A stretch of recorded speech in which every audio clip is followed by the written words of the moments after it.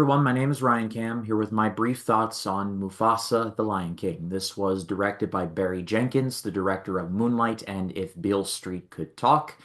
And this is the prequel slash sequel, kinda, to the 2019 Lion King remake, and overall the fifth Lion King movie Disney has released. And it tells the story of Simba's dad, Mufasa. So if you've been following the channel, you will know that I've reviewed every Lion King movie released, including the original, Lion King 2, Lion King 1.5, and the 2019 remake playlist link in the eye in the right-hand corner if you are so inclined. I was not a huge fan of this announcement because the 2019 Lion King was not great, and really it felt like they were just this felt like a cash grab yet again. However, I was just glad that if they were gonna do something like this was going to be a prequel, something even remotely approaching the territory of different. So I kept an open mind, and now that I have seen it, it's not as bad as the 2019 remake, but it's not particularly great either. The movie is honestly just kind of there. There are at least some things that I did appreciate, and I understood what they were going for, and in that regard, I can respect and say that I like.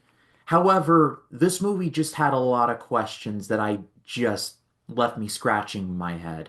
For the sake of being positive, here's the things that I liked. The animation in this movie is a little bit better. It's not like you're looking at blank faces conveying lines like "Long live the king." It's nothing that bad. There is at least some attempt to try and get these animals to emote a little bit, and in that regard, I did appreciate that. And in general, there is more of an attempt to try and make things a little more visually interesting. It's not just the desert for 2 hours. There's scenes where there's a big flood, and then there's other scenes where it's in the snowy mountains. I liked that. I liked the general spirit of that. The voice cast is also very good. Aaron Pierre voices Mufasa. He's good. The always very good Kelvin Harrison Jr. voices the lion then known as Taka, but it doesn't take you long to figure out that he's going to be Scar. But Calvin Harrison Jr. is good. When the movie is just fully focused on Mufasa and telling his story and showing the road that leads him to becoming the Lion King, for lack of a better phrase, then the movie is actually very enjoyable. Everything around it, though, is pretty bad. First of all, the story structure of this movie is very weird. It's told in a way that I just did not like. It's told in a sense where Rafiki is telling the story of Mufasa to Simba's young daughter, Kiara, in this movie voiced by Blue Ivy Carter. And I would have been fine with this decision had they not had Timon and Pumbaa there also doing their thing. Something I forgot to mention in the 2019 remake is that Timon and Pumbaa are voiced by Billy Eichner and Seth Rogen, respectively, and I did not like them there, and I especially did not like them here.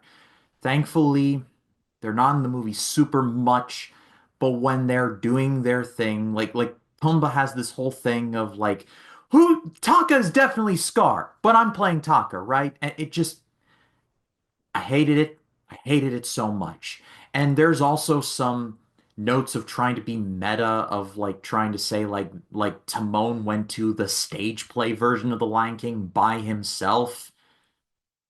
What? So like the Lion King musical is canon? How does this make any sense? Whose brain works this way? Whose brain operates in this fashion? And then it doesn't take you very long to figure out that about halfway through the movie, it less becomes a Mufasa origin. It is, but it begins to take a bit of a back seat to where you see the pieces of the original Lion King coming together, where you see Scar's origin story and Sarabi gets introduced, and you get introduced to Rafiki, who is of course an outcast, and there's a weird interaction where he's banished from his monkey village because he apparently talks to the moon? That's the thing that boots him out. But regardless, that's a side road. The movie slowly becomes more of a Lion King origin story, and I just wanted it to be a Mufasa movie. Like, why couldn't it have just been that? Like, have him learn how to hunt and then meet Sarabi, and then if you want to do another one, do that. Mufasa and Taka, who later becomes Scar, are like brothers, but they have a falling out, and I won't spoil anything here, but a decision is made regarding those two that I just thought was ridiculous and stupid. Like nobody's seeing this movie, so I'm tempted to spoil it, but somebody watching this might want to watch it, so I won't spoil it here. But let's just say the decision is very dumb and just makes Mufasa look like an idiot. They're all being chased around by these outsider lions. They're pearly white, and the leader of whom is voiced by Mads Mikkelsen. That's a nice getting Mads Mikkelsen to voice your villain. And if it had just been Mufasa versus this lion and his outsiders, that would have been perfect. I mean, Mads Mikkelsen is kind of like bacon. He makes everything better with his presence. But no, you gotta have Mufasa fighting off these lions and dealing with Taka and then falling in love with Sarabi, even though Scar falls in love with Sarabi, and so Mufasa has to play matchmaker, but in turn, Sarabi falls in love with Mufasa, and then then the bird, I believe his name is Zulu, gets introduced, and it's too much. It's too much. The movie straight up refused to pick a lane of staying just a true blue Mufasa origin story and beginning a Lion King prequel. It tried to do both, and it just didn't work. But again, there are moments in the movie where I was like, okay, I like that. It's not enough to give it a super positive rating from me, but this could have been way worse. Overall, this movie for me is pretty forgettable. Again, it's not horrid. It's not an outright bad movie like Irredeemable, get rid of it. There are at least some moments here where I'm like, I like that.